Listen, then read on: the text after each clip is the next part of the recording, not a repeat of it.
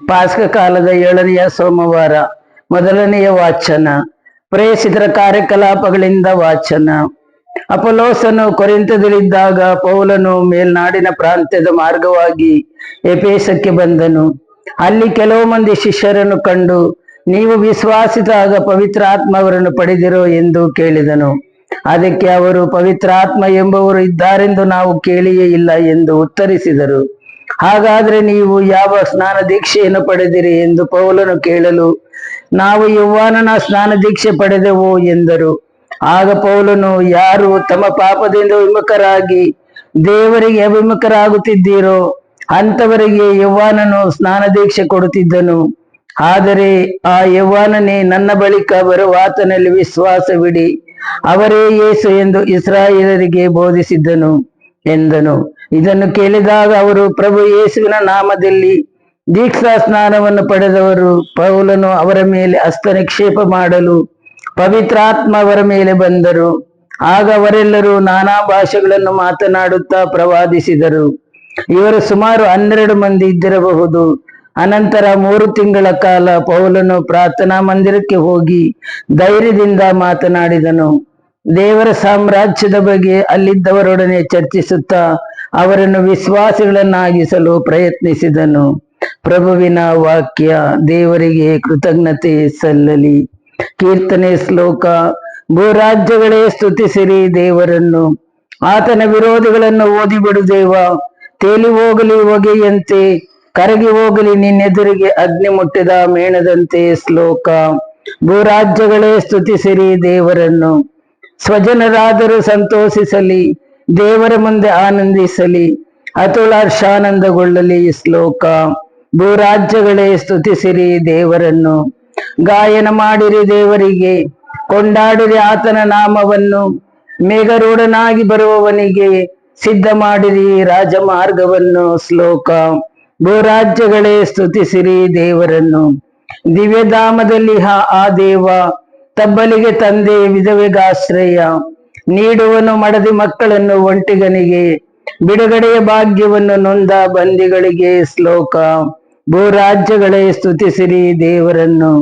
ಘೋಷಣೆ. Alleluia, alleluia. ನಾನು ಪಿತನಿಂದಲೇ ಹೊರಟು ಈ ಲೋಕಕ್ಕೆ ಬಂದಿದ್ದೇನೆ. ಈಗ ಈ ಲೋಕವನ್ನು ಬಿಟ್ಟು ಪಿತನಲ್ಲಿಗೆ ಹೋಗುತ್ತಿದ್ದೇನೆ. ಅಲೆಲೂಯ. ಯೋಹಾನನು ಬರೆದ ಪವಿತ್ರ ಶುಭ ಸಂದೇಶದಿಂದ ವಾಚನ. ಆ ಕಾಲದಲ್ಲಿ ಶಿಷ್ಯರು ಯೇಸುವಿಗೆ, ಈಗ ನೀವು ಸಾಮರ್ಥ್ಯಗಳನ್ನು ಬಳಸದೆ ಸ್ಪಷ್ಟವಾಗಿಯೇ ಮಾತನಾಡುತ್ತಿದ್ದೀರಿ. ನೀವು ಎಲ್ಲವನ್ನು ಬಲ್ಲವರು, ಪ್ರಶ್ನೆಗಳಿಗಾಗಿ ನೀವು ಕಾಯಬೇಕಿಲ್ಲ ಎಂದು ನಮಗೀಗ ತಿಳಿಯಿತು. ಆದುದರಿಂದ ನೀವು ದೇವರಿಂದ ಬಂದವರೆಂದು ನಾವು ವಿಶ್ವಾಸಿಸುತ್ತೇವೆ ಎಂದರು. ಆಗ ಯೇಸು, ಈಗ ನೀವು ವಿಶ್ವಾಸಿಸುತ್ತೀರೋ? ನೀವೆಲ್ಲರೂ ನನ್ನನ್ನು ಒಬ್ಬಂಟಿಗನಾಗಿ ಬಿಟ್ಟು ನಿಮ್ಮ ನಿಮ್ಮ ಮನೆಗೆ ಚದರಿ ಹೋಗುವ ಕಾಲವು ಬರುತ್ತದೆ. ಈಗಾಗಲೇ ಬಂದಿದೆ. ಆದರೆ ಪಿತನು ನನ್ನೊಡನೆ ಇರುವುದರಿಂದ ನಾನು ಒಬ್ಬಂಟಿಗನಲ್ಲ. ನಿಮಗೆ ನನ್ನಲ್ಲಿ ವಿಶ್ರಾಂತಿ ಲಭಿಸಲೆಂದು ಇದನ್ನೆಲ್ಲ ನಿಮಗೆ ಹೇಳುತ್ತಿದ್ದೇನೆ. ಲೋಕದಲ್ಲಿ ನಿಮಗೆ ಕಷ್ಟ ಸಂಕಷ್ಟಗಳು ತಪ್ಪಿದ್ದಲ್ಲ. ಆದರೆ ಧೈರ್ಯವಾಗಿರಿ, ನಾನು ಲೋಕವನ್ನು ಜಯಿಸಿದ್ದೇನೆ ಎಂದು ಹೇಳಿದರು. ಪ್ರಭುವಿನ ಶುಭ ಸಂದೇಶ. ಕ್ರಿಸ್ತರೇ ನಿಮಗೆ ಸ್ತುತಿ ಸಲ್ಲಲಿ.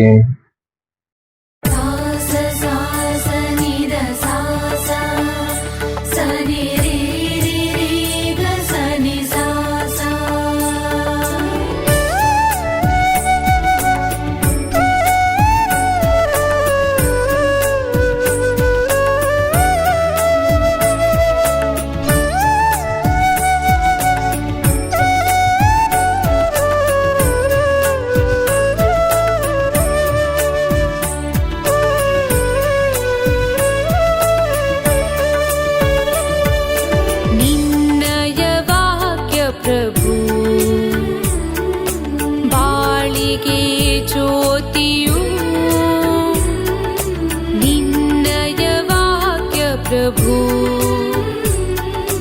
अनंत जीवनवु